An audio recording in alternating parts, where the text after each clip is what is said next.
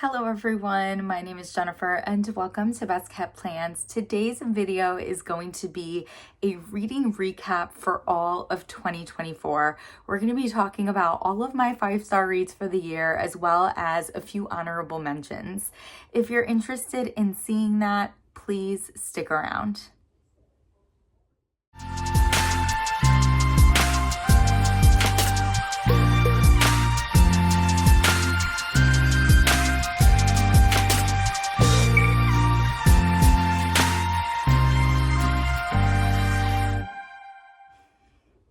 So I just got done filming my December 2024 reading recap. I'm filming this video on December 31st, and I thought that it would be a good idea to just dive right into talking about all of my favorite books that I read in 2024.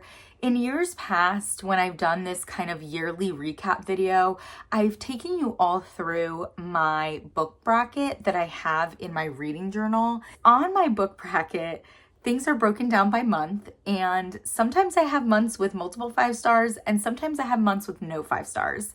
So I'd rather focus on my 5-star reads than focus specifically on my bracket, though I'll definitely touch upon when I read these different 5-star reads and what months I did not have 5-star reads. I do want to start out with some stats. I got these stats from Goodreads. I read 138 books this year, more than I was anticipating. I read a total of 53,312 pages in 2024. My average rating was a 3.7, which I think is pretty good. I had an average book length of 386 pages, with my shortest book being Worst Wingman Ever by Abby Jimenez. That was a little novella, and that was 61 pages.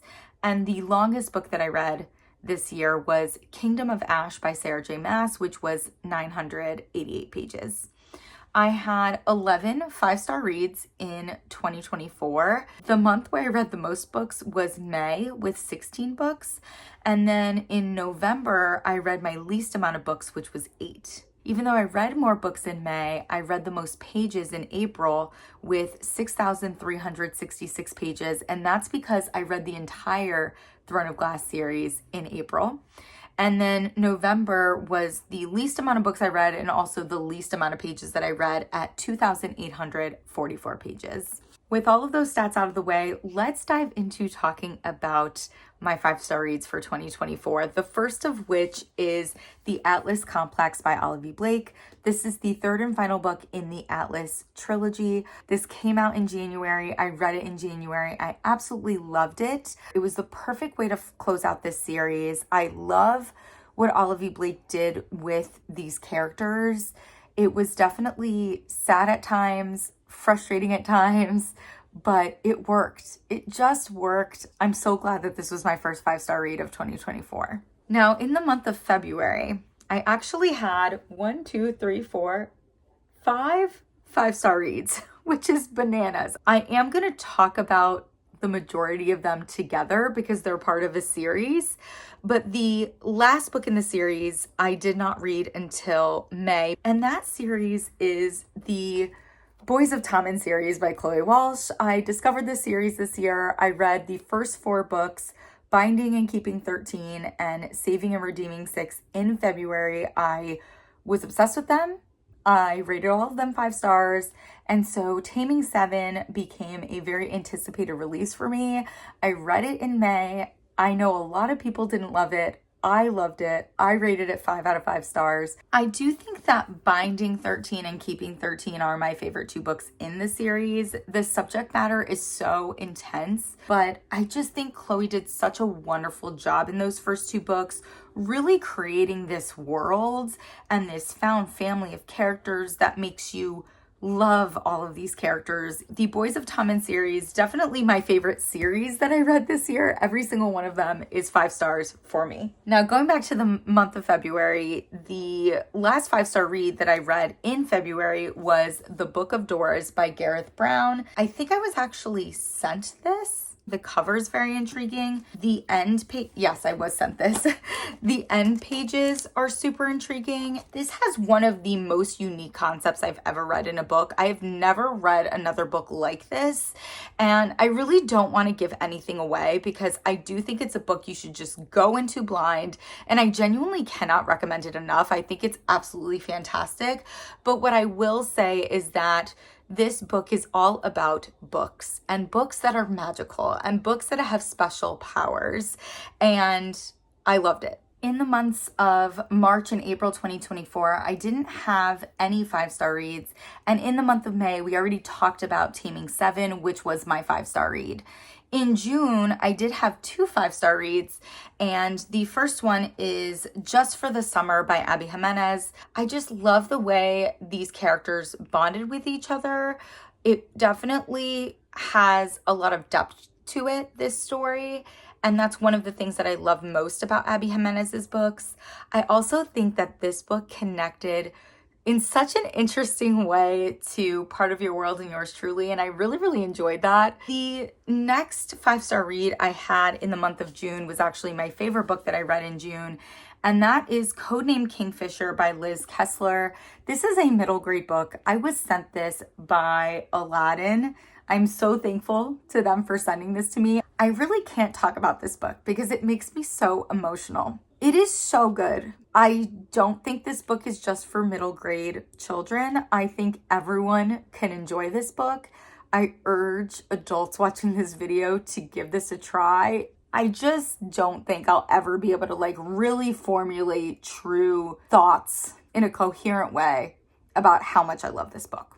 Now, in July and August, I did not have any 5-star reads, but in September, I had a couple. The first of which was Tomorrow and Tomorrow and Tomorrow by Gabrielle Zevin. I definitely found the characters to be very challenging. Non-likable characters combined with the plot and what this book is about did not have me thinking that this was going to be a 5-star read. And I think where things really turned around for me was about 2/3 of the way through this book when we get the chapter called The NPC. That chapter is so stunningly written that I can't even process it fully. It is so, so good, and it made me so emotional, and it just made everything about this book worth reading. I finished the book so emotional at the end of it, and it made me realize just how connected I felt. I had no choice but to rate it 5 out of 5 stars. So, so good. And the last 5-star read that I had in 2024 was actually in September. I didn't have any 5-star reads in October, November, or December. And that last 5-star read was Wayward by Amelia Hart.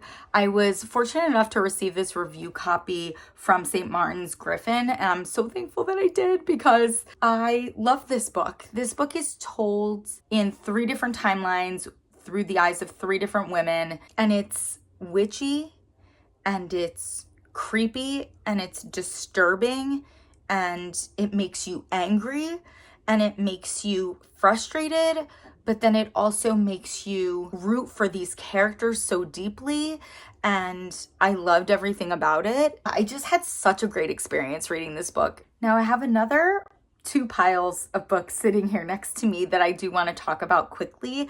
The first of which is only 2 books. And these are 2 books that I did not rate as 5-star reads, but now looking back, I think they should have been 5-star reads because I have thought about these books since I've read them. And now looking back, I do feel like they give me a 5-star feeling. And the first is The Bullet Swallower by Elizabeth Gonzalez James. I've never read anything like this before. It is a historical fiction, but it's a Western as well. It is such an interesting story. Again, incredibly unique. And I think about it so often. I feel like since I've read it and since I've rated it, I've thought that it feels like a 5-star read. I'm very much debating going back on my Goodreads and changing the rating to 5 stars. And I did receive this book as a review copy from Simon & Schuster. And I'm debating also changing my review to say that I now would rate this as 5 out of 5 stars because I loved it so, so much. The next one is another book that I actually received an ARC of. I read this book in July because I got the ARC, but it didn't come out until November. And when it came out in November, I was like, oh, I've been thinking about that book since I read it. I kind of want to read it again already, even though I read it a few months ago. And that's what really kind of made me realize that it does feel like a 5-star read to me, and that's Lost and Lasted by Lila Sage. I gave Done and Dusted a 4.5 out of 5 stars, and when I finished this, I knew I liked it more. So I don't know why I didn't rate it 5 out of 5 stars at that time, but I continue to think about it. I continue to think about the way that Lila Sage paced this relationship throughout this book, because I think the pacing is impeccable. I think the relationship development is spot on. I do feel, again, like I want to go back, change my Goodreads rating, change my review to say that I would give this 5 out of 5 stars. And looking at these two books, having received these from the publisher, as well as several of my other 5-star reads, The Atlas Complex, Codename Kingfisher, Wayward, The Book of Doors, all of those were books that I was fortunate enough to receive either an ARC or a review copy of. And it just makes me so thankful that I have that opportunity to review books. But also to all of you who watch these videos and to follow me here or on Instagram, because it is because of that that I have the opportunity to review books. So I'm very, very thankful. Now, the last pile of books that I have here are all 4.5 out of 5-star reads that I just wanted to mention quickly because I absolutely loved them. And I really, really do think they are worth reading if you haven't read them yet. The first ones that I'm going to talk about is actually a duology. That is Dance of Thieves and Vow of Thieves by Mary A. Pearson. This is a YA fantasy duology. If you have not read it, please, please read it. It is so, so good. I binged these books one after another. I needed to know what happened in this story. I could not put it down. I loved it. The next book that's an honorable mention to me is actually Accidental Pregnancy Trope, which when I hear it, does not sound like a trope that I would like. And I rated this one 4.5 stars, and that is Ready or Not by Cara Bastone. This book is so good. It is so good. If you haven't read it because you're concerned about an accidental pregnancy trope, I urge you to give it a try anyways because it's fantastic. The next book is actually another young adult fantasy, and that is Heartless Hunter by Kristen Ciccarelli. I ate this up. I thought it was so good. I thought it was so well written. I thought it was so well thought out. And this is going to be a duology. The second book is called Rebel Witch. It comes out, I think, early 2025. I actually was fortunate enough to get a digital review copy. I did already read it. Unfortunately, I was pretty let down by it. I think I rated it either a 3 or a 3.5 out of 5 stars. But even though to me the second half of the duology is a letdown, this book on its own is such a star and so worth the read. Next, we have a book that I absolutely loved and made me want to dive into this author's backlist, and that is Can't Help Falling in Love by Sophie Sullivan. This is just such a great romance. It's adorable, it's sweet, it's charming, it's cute. I love this story. I love the characters. I love the romance. And the last of the honorable mentions that I'm going to talk about is Januaries by Olivia Blake.